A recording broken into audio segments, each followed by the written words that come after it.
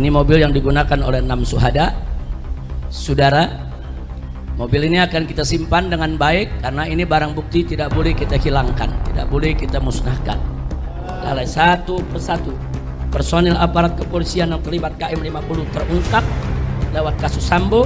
Ternyata banyak anggota Satgasus Sambo terlibat dalam tragedi KM50. Nah, di antaranya yang terlibat, yang kemarin baru dipecat dari kepolisian, yaitu yang bernama Hendra, saudara. Itu Allah buka segala kenyataan, fakta dan kebenaran. Sampai nanti orang semua terbelalak, oh begitu zalimnya, oh begitu jahatnya, oh begitu bejatnya, oh begitu bobroknya, ditelanjangi oleh Allah Subhanahu wa Ta'ala. Karena saat pengadilan HAM digelar nanti, mobil 6 syuhada ini menjadi bukti penting yang tak terbantahkan. Mobil 6 syuhada ini menjadi bukti penting tentang kebejatan dan kejahatan serta kesadisan geng KM50 yang dipimpin oleh seorang jenderal dan melibatkan Satgasus, seperti pemaksaan warga yang ketika itu hadir ikut merekam kejadian apa yang terjadi di KM50, saudara. Kemudian dipaksa untuk menghapus isi rekamannya yang menjadi bukti atas terjadinya suatu kejahatan. Itu adalah obstruction of justice dan itu juga pelanggaran HAM.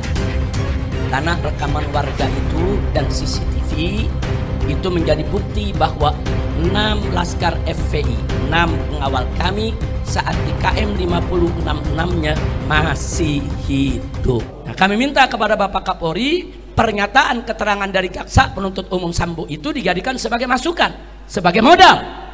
Digali terus, periksa itu semua geng KM50, cari itu CCTV-nya ada di mana. Karena sisi tersebut akan mengungkap bahwa laskar masih hidup di KM50, akan mengungkap bahwa mobil polisi yang hadir di KM50 tidak ada satupun yang rusak ataupun tergores, nggak ada. Justru yang rusak di KM50 mobil 6 syuhada, nggak ada mobil polisi yang rusak, saudara. Karena kalau ada tembak menembak, tubruk-tubrukan mobil saudara, mobil polisi rusak juga dong. Nggak ada, saudara. CCTV itu kunci, tolong dicari Pak, tolong dicari, selidiki Pak, CCTV itu di mana, agar kami ini tidak suudzon kepada semua polisi, karena masih banyak polisi yang baik Pak, masih banyak jenderal yang baik Pak. Jangan sampai kami curiga kepada semua polisi. Cari itu CCTV KM50, buka di depan publik, depan masyarakat. Di sana akan kelihatan siapa itu isi daripada mobil Land Cruiser hitam, siapa itu komandan yang memberikan arahan, dan itu menjadi bukti bahwa 6 laskar masih hidup.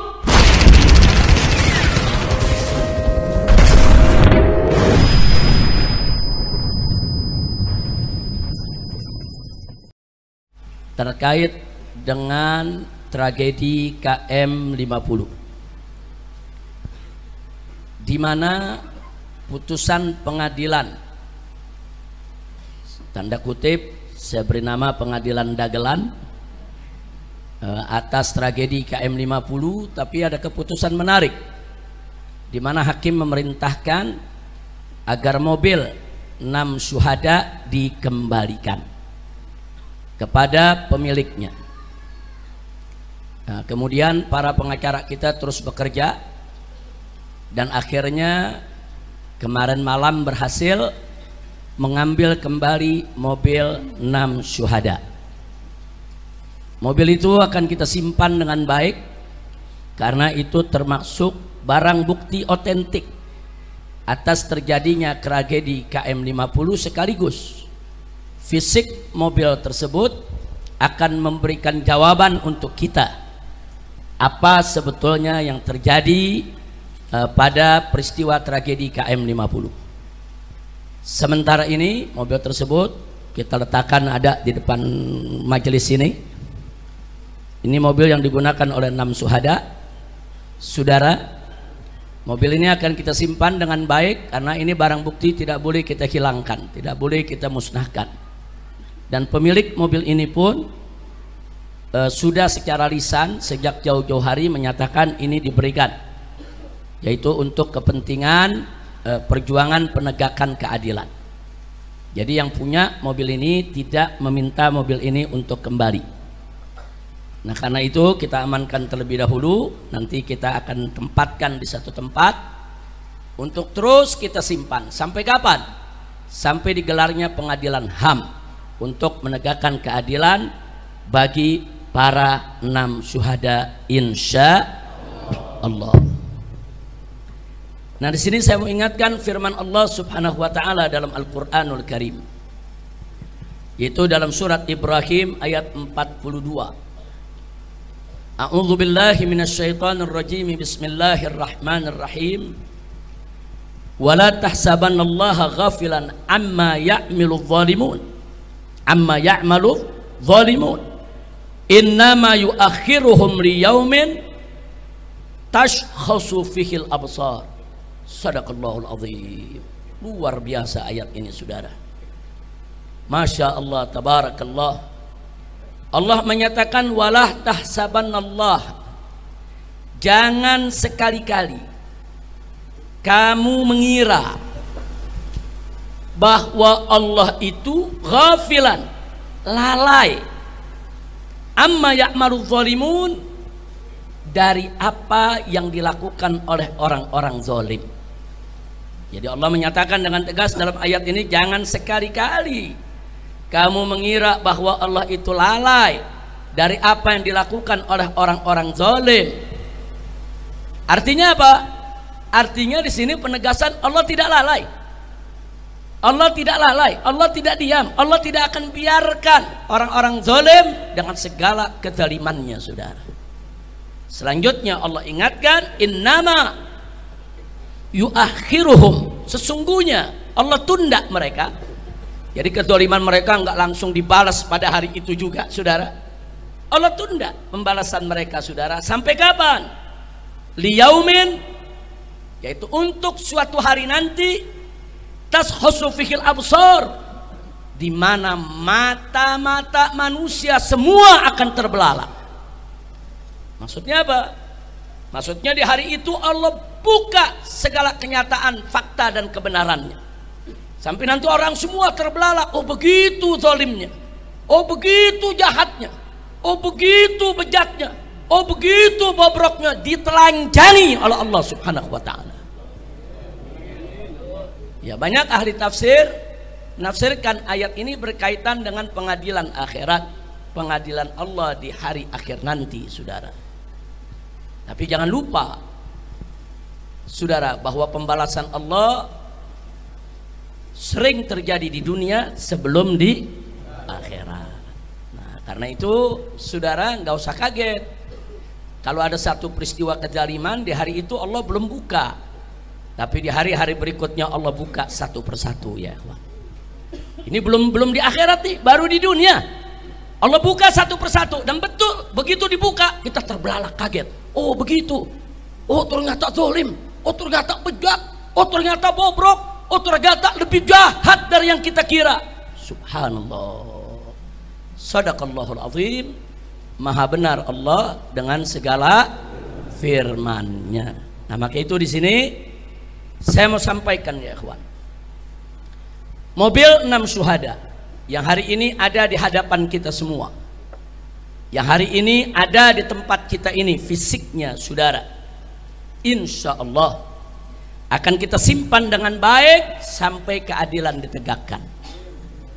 Karena saat pengadilan HAM digelar nanti, mobil 6 syuhada ini menjadi bukti penting yang tak terbantahkan, insya Allah. Mobil 6 syuhada ini menjadi bukti penting tentang kebejatan dan kejahatan serta kesadisan geng KM50 yang dipimpin oleh seorang jenderal dan melibatkan Satgasus Polri, saudara. Nah, jadi ini sudah menjadi fakta dan sudah menjadi rahasia umum, semua orang tahu. Alhamdulillah. Nah sekarang mari kita kaji ya. Apa urgensi daripada fisik mobil 6 syuhada ini secara hukum? Kita bicara secara hukum. Mobil 6 syuhada ini secara hukum menjadi bukti otentik tentang adanya satu, adanya unlawful killing, yaitu pembunuhan di luar hukum atau pembunuhan tidak sah secara hukum yang dilakukan oleh aparat negara. Jadi kalau ada aparat negara melakukan pembunuhan di luar hukum secara tidak sah, semena-mena, itu disebut unlawful killing. Istilahnya unlawful killing, ya ikhwan. Dan unlawful killing itu pelanggaran HAM. Jadi bukan pembunuhan biasa, ya ikhwan. Kalau ada warga bunuh warga, ribut, berkelahi tentang sesuatu, itu pembunuhan biasa. Tapi kalau aparat negara menggunakan kewenangannya untuk membunuh warga sipil tanpa proses pengadilan yang sah, saudara, ini namanya unlawful killing, dan itu termasuk pelanggaran HAM. Yang kedua, saudara, mobil 6 syuhada ini juga secara hukum menjadi bukti terjadinya extrajudicial killing. Apa itu extrajudicial killing, saudara? Yaitu pembunuhan di luar hukum atau tanpa putusan pengadilan yang dilakukan secara sengaja serta dilakukan atas perintah jabatan dengan melibatkan pejabat negara, saudara. Ini disebut extrajudicial killing. Ini juga pelanggaran HAM. Dan dua-dua ini ada pada peristiwa tragedi KM50, dan fisik mobil 6 syuhada menjadi bukti otentik yang tidak terbantahkan. Yang ketiga, saudara, fisik mobil 6 syuhada ini juga menjadi bukti buat kita semua akan adanya obstruction of justice. Apa itu obstruction of justice? Obstruction of justice yaitu segala bentuk intervensi atau menghalangi sebuah proses hukum. Jadi kalau ada pejabat negara justru menggunakan wewenangnya untuk menghalang-halangi proses hukum, saudara, untuk melakukan intervensi, saudara, untuk menutup kebenaran, merekayasa kejadian, itu namanya obstruction of justice, dan ini juga pelanggaran HAM. Seperti apa? Kalau dalam KM50 obstruction of justice, saudara, contohnya seperti pembongkaran lokasi TKP dalam suatu peristiwa pembunuhan, saudara. Nggak boleh TKP dihilangkan, nggak boleh TKP itu dimusnahkan, saudara. Dengan diratakannya TKP, di sana ada terjadi, saudara, pejabat negara yang menggunakan wewenang untuk menghilangkan barang bukti, termasuk penghilangan CCTV. Itu juga termasuk obstruction of justice. Jadi kalau ada pejabat negara dengan sengaja menghilangkan, melenyapkan, menyembunyikan, menghapus CCTV yang menjadi bukti atas terjadinya suatu kejahatan, itu adalah obstruction of justice, dan itu juga pelanggaran HAM. Seperti apa lagi? Seperti pemaksaan warga yang ketika itu hadir ikut merekam kejadian apa yang terjadi di KM50, saudara. Kemudian dipaksa untuk menghapus isi rekamannya. Itu juga merupakan, saudara, aparat menggunakan wewenang untuk menghilangkan barang bukti. Nah, kenapa harus dihapus? Karena rekaman warga itu dan CCTV itu menjadi bukti bahwa 6 laskar FPI, 6 pengawal kami saat di KM50 6-6-nya masih hidup, bukan sudah mati, saudara. Nah, jadi bukti ini semua dihapus. Jangan sampai ada bukti kalau di KM50 semua masih hidup. seolah-olah 6-6-nya mati dalam tembak menembak dengan petugas. Ini namanya membuat skenario untuk merekayasa kasus, saudara. Tapi gagal. Kenapa? Ternyata banyak warga memberikan kesaksian, saudara, dan itu direkam oleh Tempo, dibuat film bagaimana warga memberikan kesaksian bahwa 6 laskar FPI masih hidup. Hanya yang 2 terluka, digotong, sedangkan yang 4 masih sehat, segar, bugar. Nah, jadi mereka berusaha untuk menghilangkan bukti, ternyata Allah jaga, buktinya masih ada, ya. Nah, jadi sekali lagi, upaya menghilangkan bukti semacam ini termasuk obstruction of justice. Baik, sekarang kita lanjutkan yang keempat. Yang keempat adalah abuse of power. Apa itu abuse of power? Yaitu penyalahgunaan wewenang oleh aparat atau pejabat negara, mulai dari pengintaian dan penguntitan serta penyergapan tanpa izin pengadilan, sampai tindakan pembunuhan dan penghilangan barang bukti. Ini semua, saudara, mulai dari kita katakan unlawful killing, extrajudicial killing, obstruction of justice, ini semua merupakan bentuk daripada abuse of power, penyalahgunaan wewenang. Karena mereka menjadi pejabat negara, saudara, disumpah untuk apa? Untuk melindungi negara, melindungi rakyat, saudara, bukan untuk menculik, membunuh atau membantai mereka, saudara. Ini namanya abuse of power.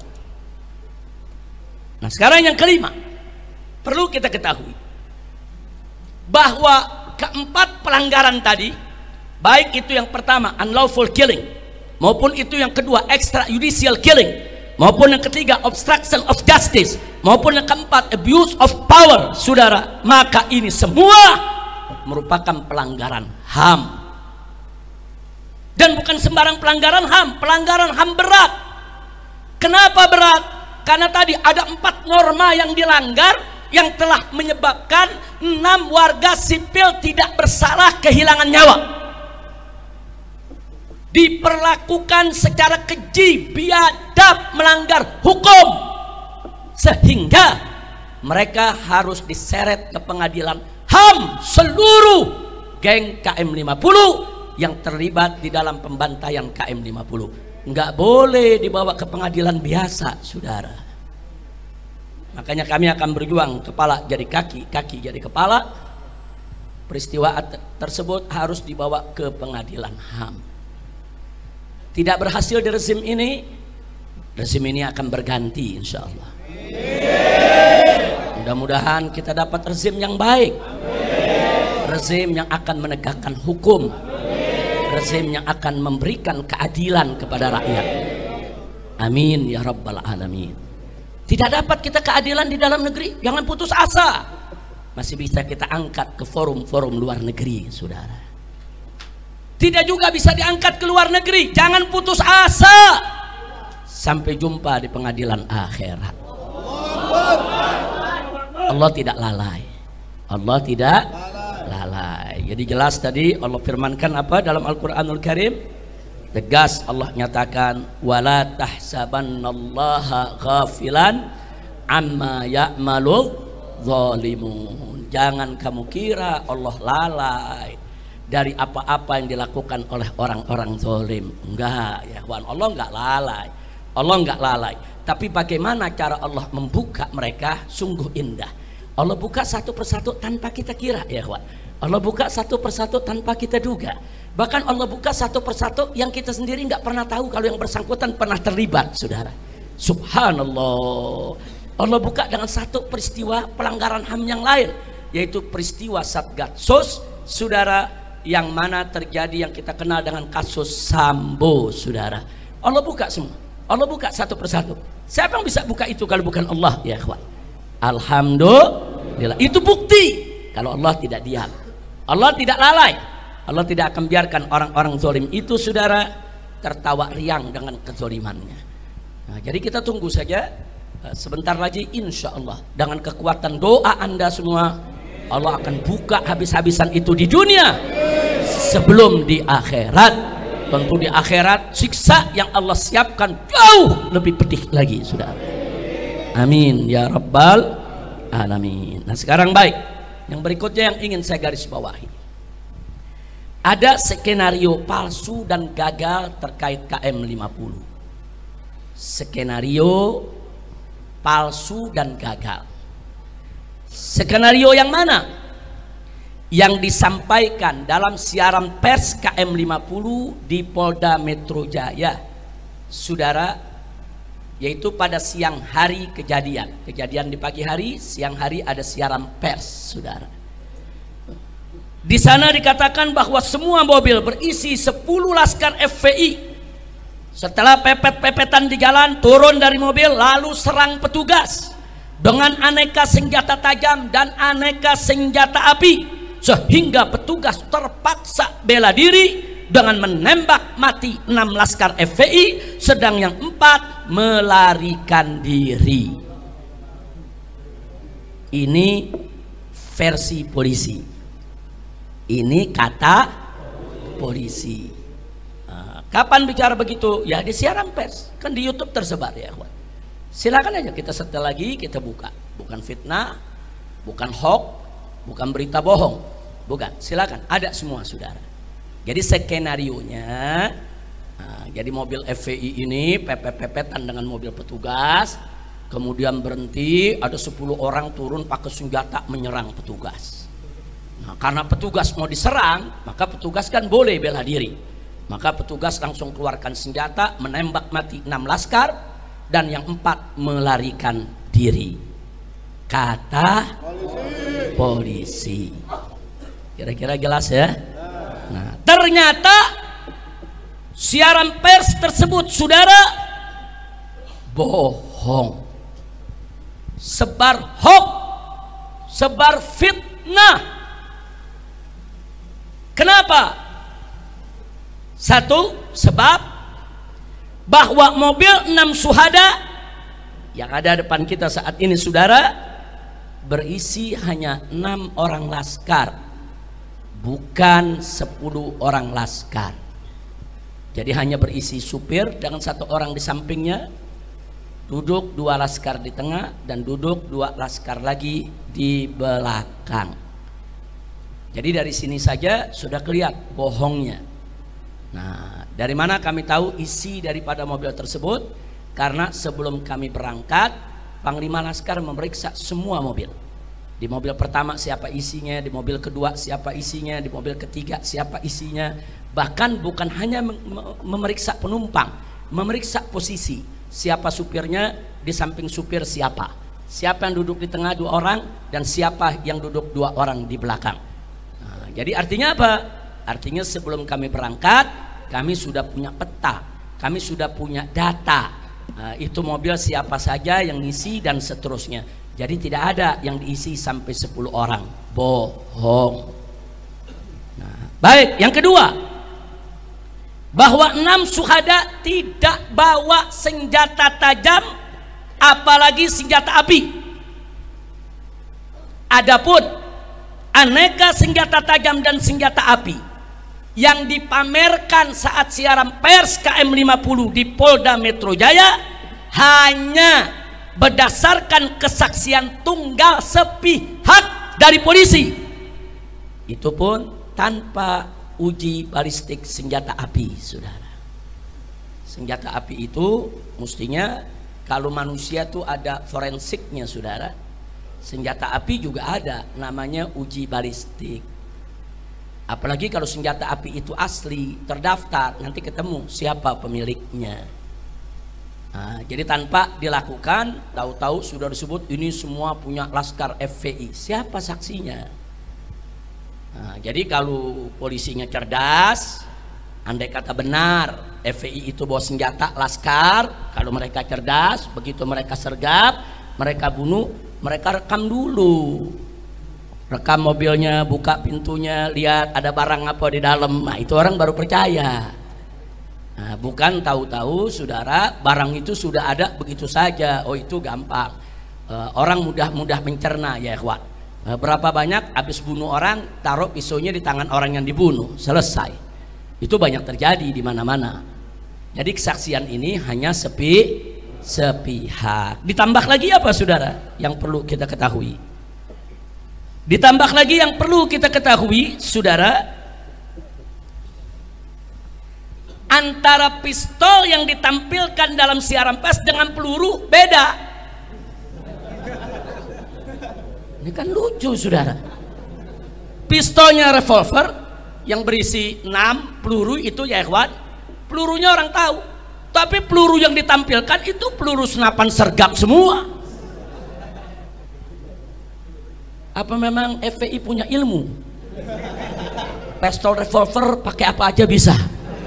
Atau Laskar FPI punya ilmu, mungkin pistol mana saja pakai batu pun bisa? Nah jadi cerdaslah. Ngebohong itu kan perlu cerdas juga ya ikhwan. Iya, ngebohong juga perlu cerdas. Ini udah ngebohong bodoh lagi. Kira-kira jelas? Ada lagi, waktu siaran pers dikatakan ini senjata api asli, ditunjukkan. Besoknya berubah, katanya senjata rakitan. Ada, kita simpen. Itu bukti siaran pers semua kita simpen ya. Hari berikutnya berubah lagi. Enggak, ini senjata asli polisi yang dirampas oleh Laskar. Jadi pertama dibilang senjata asli milik Laskar, besok berubah senjata rakitan milik Laskar. Begitu diprotes oleh netizen, berikutnya lagi berubah lagi, katanya senjata asli milik polisi dirampas Laskar. Luar biasa. Saya mau tanya, kita pakai akal yang sehat lah. Saya mau tanya saudara, akal sehat bisa terima itu? Bisa terima itu? Masuk bisa berubah-ubah? Kan dari hari pertama kan udah ketahuan itu asli atau bukan. Kenapa bisa dirubah-ubah? Kenapa dirubah? Karena kalau dikatakan asli nggak sesuai dengan skenario, jadi perlu rakitan. Ternyata rakitan kurang pas juga sama skenarionya. Oh kalau gitu ini dirampas saja supaya nanti cocok sama cerita. Nah ini namanya cocokisme atau cocokiologi. Ilmu mencocokkan supaya bohongnya kelihatan benar. Kira-kira jelas ya? Tahu cocokiologi, tahu ya? Nah, baik. Selanjutnya saudara, bahwa fisik mobil 6 syuhada, nanti selesai pengajian Anda bisa lihat dan periksa sendiri, tapi jangan disentuh ya. Jangan disentuh, jangan dibuka pintunya. Karena di mobil ini luar maupun dalam ini banyak barang-barang bukti yang harus kita amankan. Tolong jangan dibuka. Nanti Laskar tolong dijaga. Mau lihat, mau foto, mau videokan, silakan.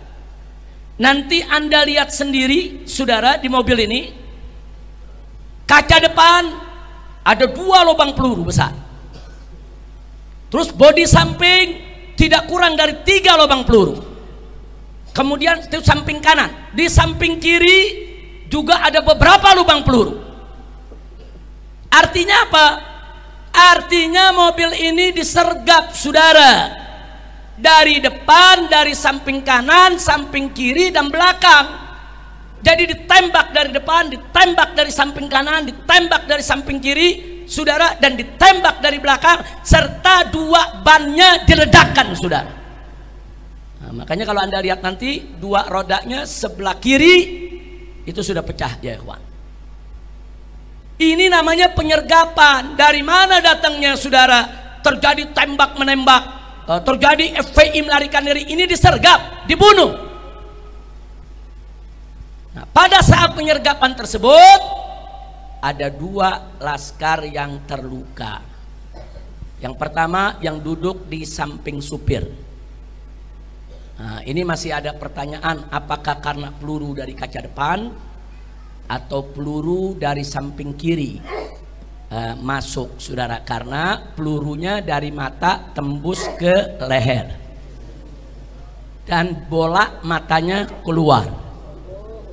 Nah, jadi masih ada pertanyaan, kalau peluru dari depan bola mata biasanya pecah, tapi kalau peluru dari belakang kepala menembus, mendorong mata keluar, bisa jadi itu datangnya, tapi belum bisa kita buktikan. Ini kan mesti ada uji forensik ya kawan, ini dari mana. Tapi yang jelas yang duduk di samping supir sebelah kiri, bola mata kirinya keluar, sehingga dia sekarat. Dia sudah antara sadar dengan tidak sadar diri karena peluru tersebut. Hanya satu peluru menembus sampai ke mata. Sementara yang satu lagi, korban yang duduk di belakang supir, itu ada lubang peluru memang cukup besar di samping sebelah kanan, itu mengenai pahanya, tembus, saudara. Dua orang ini mengalami pendarahan. Karena di daerah paha itu ada urat besar, itu kalau udah mengeluarkan darah nggak gampang terhenti, saudara. Jadi kedua korban ini dibawa ke KM 50 masih hidup dalam keadaan terluka dan darah terus keluar tanpa dihentikan. Itu yang perlu kita tahu ya, ikhwan. Jadi artinya ini sergapan. Jangan bilang nanti laskar yang nyerang. Laskar tidak nyerang, saudara. Baik, kita lanjutkan, saudara. Bahwa warga KM 50 menyaksikan sendiri bahwasanya 6 syuhada saat dibawa ke KM 50 semuanya masih hidup dengan kondisi yang 2 terluka dan yang 4 sehat, segar, bugar. Jadi yang 4 diturunkan dari mobil, disuruh tiarap di aspal. Yang 1, saudara, yang sekarat duduk di samping supir, itu tidak diturunkan dulu. Begitu juga yang kena pahanya itu tidak diturunkan dulu. Hanya 4 dulu yang diturunkan. Mereka sedang apa? Menunggu datangnya mobil Land Cruiser hitam sebagai komandan mereka. Jadi mereka menunggu beberapa waktu. Ada yang bilang 15 menit, ada yang bilang 20 menit, ada yang bilang 30 menit. Artinya 2 orang yang luka di mobil selama waktu tersebut terus mengeluarkan darah tanpa dihentikan. Mestinya SOP polisi itu kalau habis tembak seseorang sudah dilumpuhkan harus dibawa ke rumah sakit, bukan dibiarkan darahnya mengalir sampai meninggal dunia. Itu SOP ya, Wak. Ini artinya sekian waktu dibiarkan di mobil, sampai Land Cruiser hitam itu datang, turun, kemudian kumpul. Kata warga, mereka berselaman begini seperti kayak orang lagi bertanding voli itu. Kemudian mereka bersorak seolah-olah mereka senang sudah menang ya, ikhwan. Dari situ si komandan memberikan arahan, baru yang di mobil 2 digotong dipindahkan ke mobil lain. Dan yang 4 juga dimasukkan ke mobil yang lain, saudara. Artinya garis bawahi, 6-6-nya masih hidup saat ada di KM 50, saudara. Baik, kita lanjutkan, saudara. Jadi jangan bilang laskar melakukan perlawanan, ada tembak menembak sampai ada yang mati 6 orang, 4 lari, bohong. Baik, saya lanjutkan, saudara. Bahwa skenario siaran pers KM 50 yang digelar di Polda Metro Jaya berbeda dengan skenario rekonstruksi. Ternyata begitu direkonstruksi nggak sesuai dengan isi siaran pers. Dan berbeda juga dengan skenario sidang. Waktu sidang dagelan lain lagi ceritanya, saudara. Polisi yang dijadikan saksi. Di mana menurut sidang, saudara, menurut polisi pelaku katanya di sidang, saudara, bahwa 2 laskar FPI yang terluka meninggal saat dilarikan rumah sakit akibat kehabisan darah. Itu katanya. Katanya. Kemudian sedang 4 laskar FPI lainnya mati ditembak oleh petugas karena melakukan perlawanan di dalam mobil petugas, sehingga terpaksa 4-4-nya ditembak mati. Ini menarik, ini skenario nih. Dari skenario saudara yang disampaikan tadi dalam siaran pers sampai skenario terakhir. Mari kita kaji masing-masing skenario. Yang pertama saya sebut skenario aneh. anehnya di mana? Mari kita lihat saudara. 2 laskar terluka, yang satu tertembak di mata, sedang yang satunya lagi tertembak di paha. Ini yang 2 nih yang meninggal dunia, yang katanya kehabisan darah saudara. Tapi anehnya saat kita memeriksa jenazahnya, kan jenazahnya dibawa ke Petamburan, kan jenazahnya dimandikan di sini saudara. Ternyata 2 yang luka tadi, yang matanya keluar dengan yang pahanya tertembak mengeluarkan banyak darah, ternyata juga mengalami luka tembak yang sama. 2 tembakan lagi, 1 tembakan dekat jantung dan 1 tembakan di paru-paru saudara. Dari mana ini peluru? Katanya mati kehabisan darah. Kalau betul dia luka kemudian dibawa ke rumah sakit mati kehabisan darah, nggak ada lagi dong peluru di jantung, nggak ada lagi dong peluru di paru-paru. Ini peluru di jantung dan di paru-paru dari mana datangnya? Datangnya setelah KM 50. Berarti ada apa? Berarti dia masih hidup, dihabisi. Kira-kira jelas gak?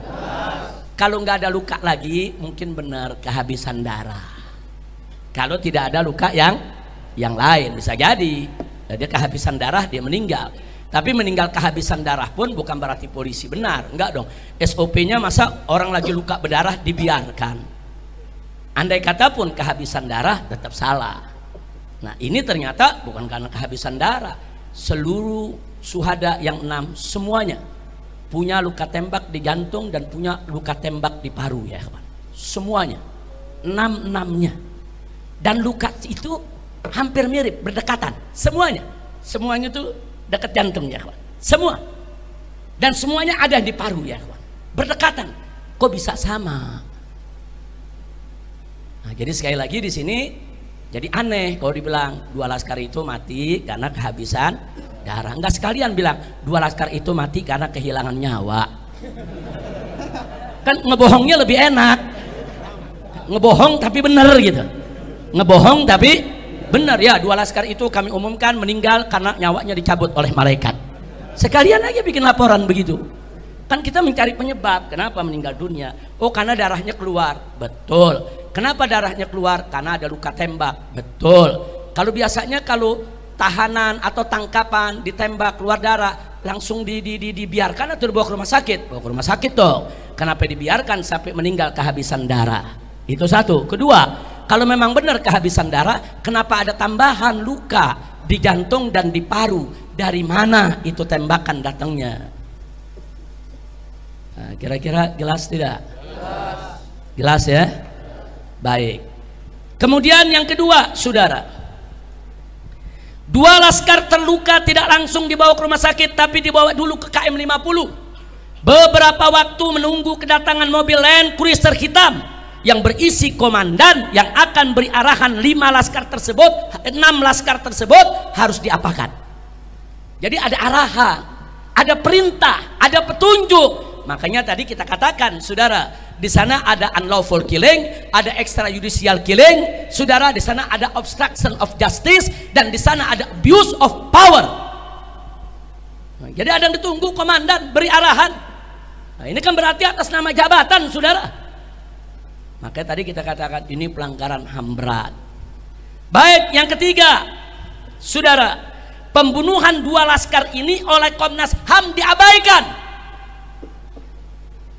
Sangat kita sesalkan, diabaikan soal 2 laskar yang meninggal dunia ini oleh Komnas HAM. Bahkan oleh polisi, kedua korban tersebut dijadikan sebagai tersangka penyerangan petugas. Lalu dalam sidang dagelan KM 50, soal 2 orang ini tidak diungkap lagi, saudara. Makanya sidang dagelan KM 50 hanya mengadili soal pembunuhan terhadap 4 laskar. Nah, kenapa yang 2 tidak diungkap? Karena mereka takut kalau yang 2 diungkap ketahuan. Nah, kalau mereka bilang ini karena luka tembakan di mata dan paha, lalu dari mana itu luka tembakan di jantung dan di paru? Kalau dikatakan oh itu luka sudah ada dari sebelumnya, oh kalau luka dari ada sebelumnya, kenapa kedua-duanya masih hidup di KM 50? masih hidup di KM 50. Banyak saksi yang datang saudara, banyak saksi yang memberikan yaitu kesaksian. Nah, karena takut kebongkar, ini ditutup. Komnas HAM tidak mengupas, pengadilan tidak menyidangkan. Makanya saya sebut skenario aneh yang gagal. Alhamdulillah. Baik, sekarang yang kedua. Ini skenario aneh yang kedua, saudara. Kata polisi. Kata siapa? Polisi. 4 laskar yang hidup di KM 50 itu dimasukkan ke dalam mobil petugas, didudukan di kursi paling belakang tanpa diborgol. Di tengah jalan 4 laskar ini menyerang petugas yang ada di depannya, ya, yang mengawal, yang menjaga, sehingga polisi yang ada duduk di depan itu panik, terpaksa bela diri, 4-empatnya ditembak mati. Dan 4-empatnya lukanya hampir sama. Saking jagonya ini petugas, 4-empatnya ditembak di jantung, 4-empatnya ditembak di paru. Nah, ini Jenggo juga kalah saudara. 4 orang bergumul saudara dengan polisi yang ada di tengah, bergumul begitu ya ikhwan. 4-4 bisa mati dengan luka tembak yang sama. Masuk di akal? Masuk di akal? Wah, polisinya nggak luka, lecet enggak? Luar biasa. Ngebohongnya kurang cerdas, ngebohongnya kurang cerdas, ngebohongnya agak bodoh dikit. Kayaknya bukan dikit, banyak bodohnya. Kira-kira jelas ya? Nah sekarang mari kita kuliti ya ikhwan soal pernyataan ini saudara. Satu, bahwa SOP kepolisian saudara itu semua orang tahu saudara. Setiap ada tangkapan atau ada tahanan yang dibawa oleh mobil petugas saudara, satu, harus diborgol atau diikat tangannya saudara. Nggak boleh nggak diborgol, itu menyalahi SOP. Yang kedua saudara, duduknya di kursi tengah dan diapit oleh petugas. Nggak boleh duduk di samping supir, nggak boleh duduk di belakang saudara, di belakang petugas, nggak boleh, berbahaya dong, bisa menyerang petugas. Kalaupun ada yang duduk di belakang petugas satu, di kiri kanannya harus ada petugas saudara. Ini bisa-bisanya 4-empatnya nggak diborgol, 4-empatnya duduk di belakang saudara petugas. Masuk di akal? Jadi dari segi SOP nggak benar. Saya buktikan. Saya beberapa kali dibawa dari rutan Mabes Polri. 2 kali karena saya sakit, saya dibawa ke rumah sakit. Keluarga saya nggak boleh semobil dengan saya, nggak boleh. Saya dibawa dengan mobil saudara sejenis Innova saudara. Saya duduk di kursi tengah dan di tengah-tengah. Yang bawa mobil polisi, yang duduk di samping supir juga polisi, semua bawa senjata saudara. Kemudian yang duduk di samping kanan saya polisi, di kiri saya polisi, dan yang duduk paling belakang sekali juga 2 orang polisi. Ini saya sakit, bukan habis perang sama polisi, bukan, sakit. Dikawalnya begitu saudara, dikawalnya seperti itu tuh, sakit. Nah sekarang bayangkan ada 4 laskar yang katanya habis tembak menembak dengan polisi, habis tembak menembak, ribut saudara, sampai jatuh 2 korban. Kemudian polisi letakkan dia di mobil kursi belakang, gak diborgol. Ada yang percaya? Ada yang percaya? Saya tanya, kalau habis tembak-tembakan berarti bahaya gitu? Kalau habis tembak-tembakan berarti itu laskar kategorinya bahaya tidak? Harus tidak diborgol? Apa boleh dilepas di kursi paling belakang? Nggak boleh saudara. Kenapa ini nggak diungkap? Ini mestinya saudara jangan ungkap, nggak ada alasan, ini SOP saudara. Kalau mereka katakan, oh kami kekurangan mobil, kami kekurangan petugas, panggil petugas lain, datang bawa borgol, datang bawa mobil tahanan saudara. SOP. Yang sakit bawa ke rumah sakit, yang luka bawa ke rumah sakit untuk diobati. 4, sehat, segar, bugar, harus diborgol dan harus saudara dimasukkan ke mobil, tidak boleh duduk paling belakang. Kenapa nggak dilakukan? Jadi dari sini kelihatan bohong. Jadi kalau yang tadi bohong, yang ini super bohong saudara.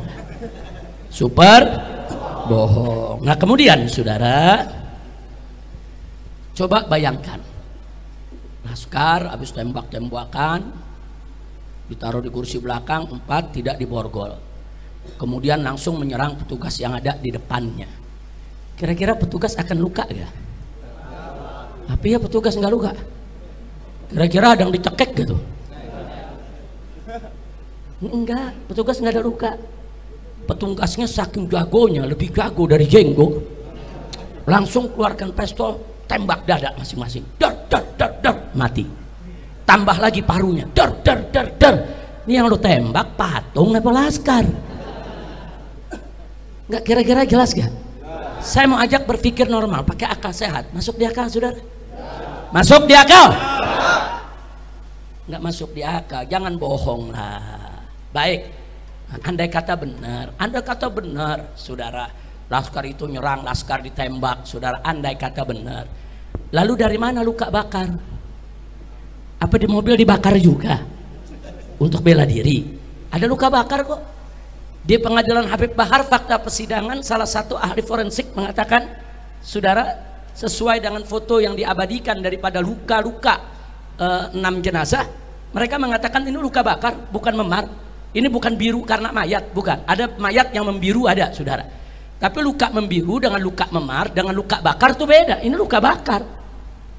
Itu luka bakar datangnya dari mana? Apa habis ditembak 4-4-nya mati terus di mobil dibakar begitu? Nah, jadi kita mau tahu, ini semua mesti dijelaskan. Kira-kira jelas tidak? Paham tidak? Yakin? Baik. Nah, jadi di sini, saudara, dan gak sampai di situ, saudara, dalam pergumulan di dalam sebuah mobil yang luar biasa itu, saudara, saya mau tanya, kira-kira supir panik gak? Panik. Kira-kira kalau supir panik itu mobil bisa goyang gak tuh? Ada yang berantem 4 orang nyerbu petugas, mobil goyang nggak? Nah, ini berdasarkan saksi dari orang yang mengikuti mobil tersebut, nggak ada itu mobil goyang, nggak ada tanda-tanda, nggak kedengeran itu suara tembakan dari mobil itu, saudara. Karena ada petugas sipil yang memberikan kesaksian yang memang mengikuti mobil tersebut, saudara. Nah, jadi ini mesti dibuktikan, jangan ngebohong, jangan. Karena itu kepada Kapolri yang saat ini sedang getol-getolnya membersihkan Polri dari petugas-petugas oknum-oknum yang bejat, kami minta supaya KM50 ini segera diusut kembali. Sudahlah, Bapak Kapolri tidak usah melindungi game KM50, jangan Pak. Nanti Bapak nggak terlibat jadi terlibat, hati-hati Pak. Lebih baik ini segera diselesaikan demi kebaikan Polri sendiri. Jangan oknum-oknum Polri yang bejat, yang suka membunuh, menyiksa, merekayasa kasus dibiarkan, jangan Pak. Ini berbahaya, nanti masyarakat makin lama makin gak percaya kepada polisi, betul? Maka itu saya mendukung pernyataan Kapolri di depan Komisi 3 DPR RI, kalau ada novum baru kami akan buka kembali kasus KM50. Nah sekarang novum barunya sangat banyak Pak, salah satunya adalah tolong dicarikan di mana CCTV KM50. Karena yang menyitanya adalah orang Bapak, yang menyitanya adalah petugas, yang menyitanya adalah polisi.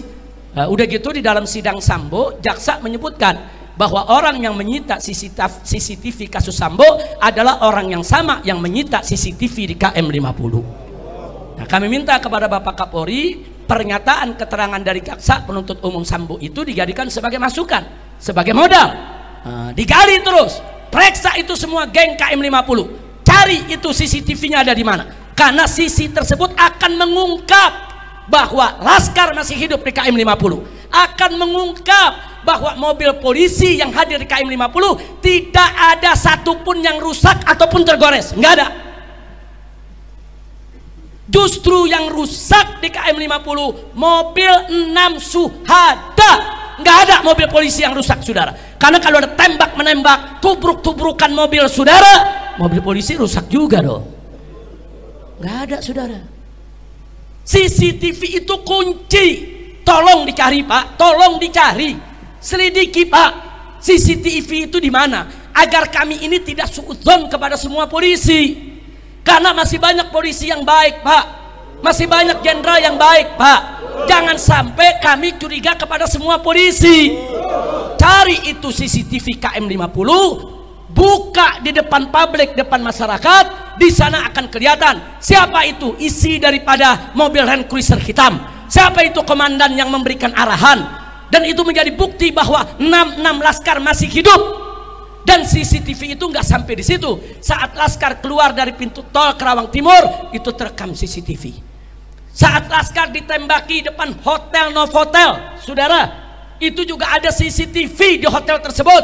Itu juga tolong CCTV-nya diamankan. Begitu juga saat mobil dipaksa masuk kembali ke pintu tol Kerawang Barat, di situ juga ada CCTV. Bagaimana kondisi mobil saat masuk? Apakah bannya sudah pecah atau belum? Apakah sudah terluka atau belum? Sehingga jelas di mana tembakan itu terjadi. Dan sepanjang tol semua ada CCTV-nya. Dan di CCTV itu terlihat siapa saja petugas, saudara, yang hadir di KM50. CCTV itu nggak boleh dihilangkan. Maka itu kita minta tolong Pak Sigit, tolong Pak Kapolri, dengan hati yang tulus, dengan kecintaan kami sebagai rakyat kepada institusi kepolisian. Karena nggak mungkin kita hidup tanpa polisi, nggak mungkin, saudara. Berbahaya sekali Indonesia hidup tanpa polisi, tapi hidup dengan polisi bejat lebih berbahaya, saudara. Maka itu kita minta kepada Bapak Kapolri, kami dukung Bapak, kami dukung kepolisian. Yuk kita bersihkan Polri dari seluruh oknum-oknum yang bejat, dari seluruh oknum-oknum yang zalim. Nah, kami tidak mau menuduh, Pak. Baik, kita nggak usah nuduh, Pak. Ayo kita keluarkan aja CCTV-nya. Nanti kan ketahuan, Pak, siapa yang terlibat di situ. Siapa itu yang ada di Land Cruiser hitam? Berapa sih Land Cruiser hitam itu nomor seri polisinya? Ada kok di CCTV, Pak. Ada. Semua mobil kelihatan, Pak. Apa betul ada mobil petugas yang diserang sama laskar, katanya dihancurkan dengan pedang, saudara? Kemudian dia punya bodinya disabet-sabet dengan parang. Apa betul? Nanti di CCTV kelihatan, Pak. Mobil yang mana itu yang disabet oleh laskar? Kenapa CCTV tersebut harus disembunyikan? Nah, jadi kalau kita mau bicara novum baru, itulah adalah novum baru. Dan saudara, sekali lagi pernyataan jaksa bahwa saudara, tim yang urus CCTV Sambo adalah tim yang sama yang mengurus CCTV KM50.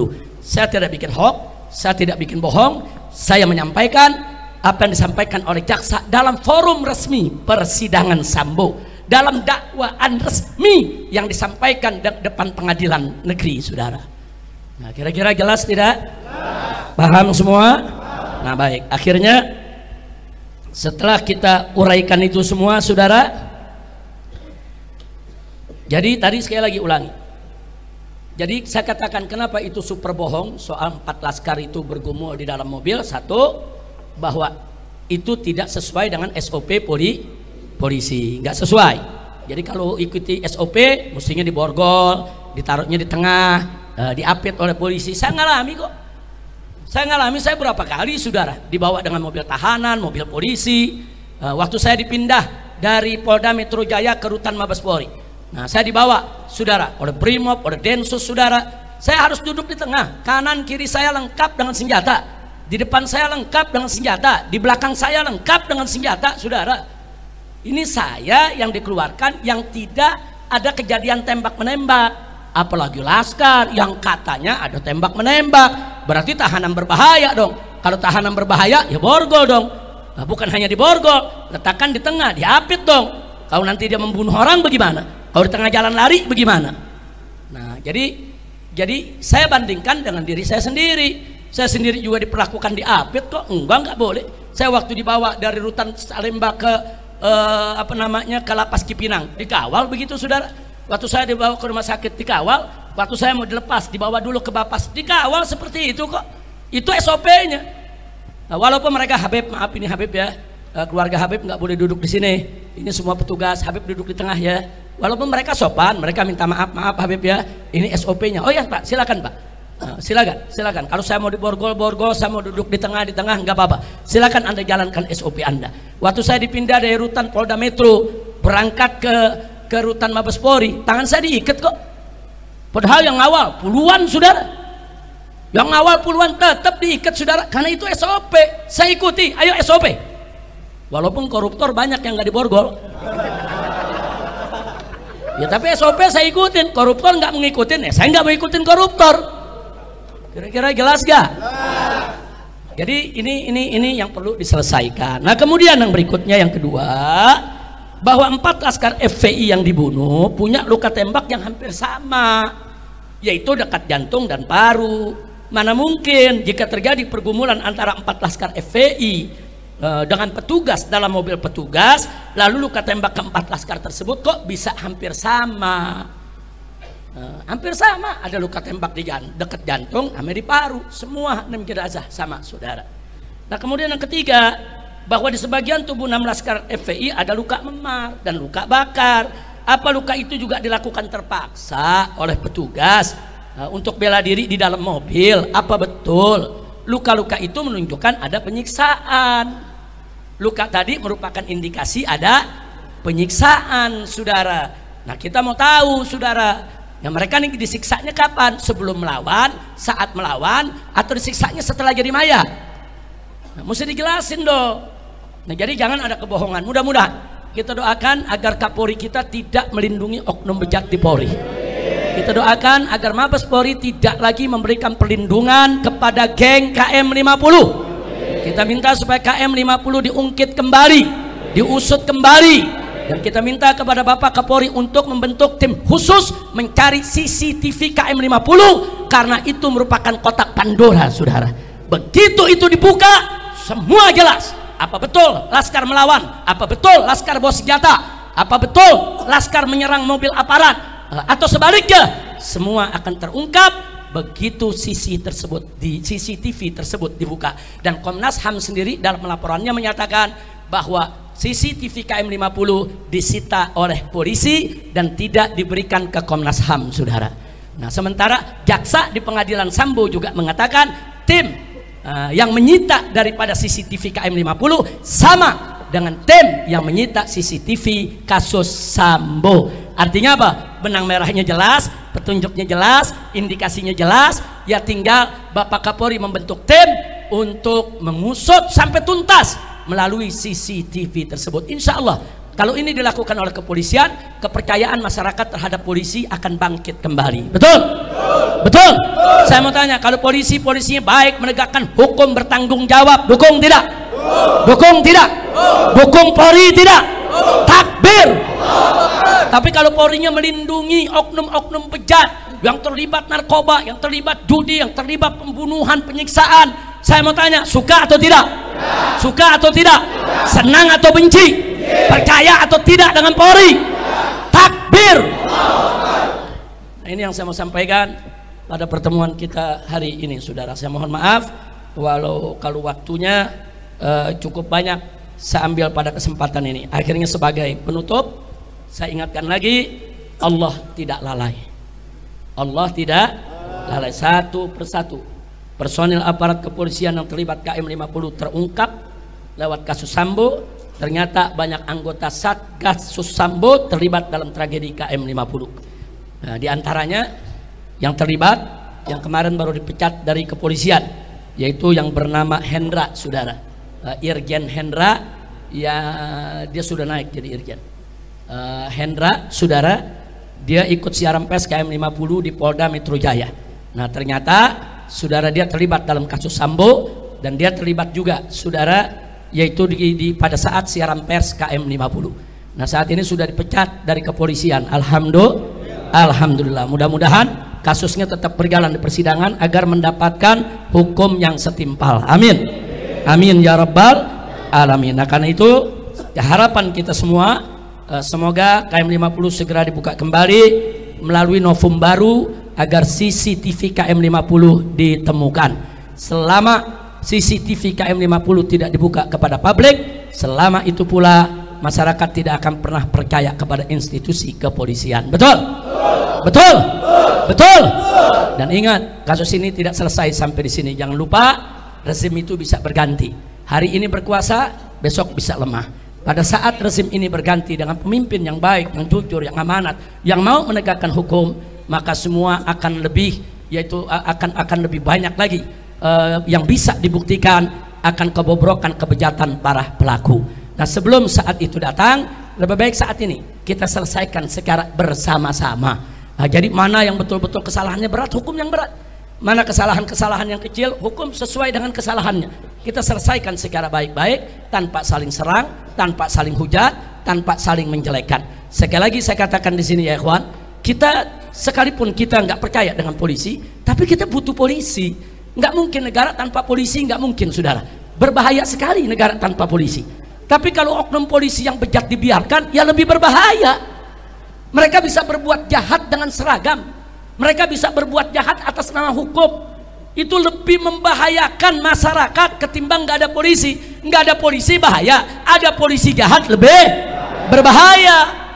Nah, maka itu kita menginginkan Polri kita bagus, Polri kita baik, Polri kita dicintai masyarakat, Polri kita ini profesional, Polri kita ini bersih, amanat, jujur.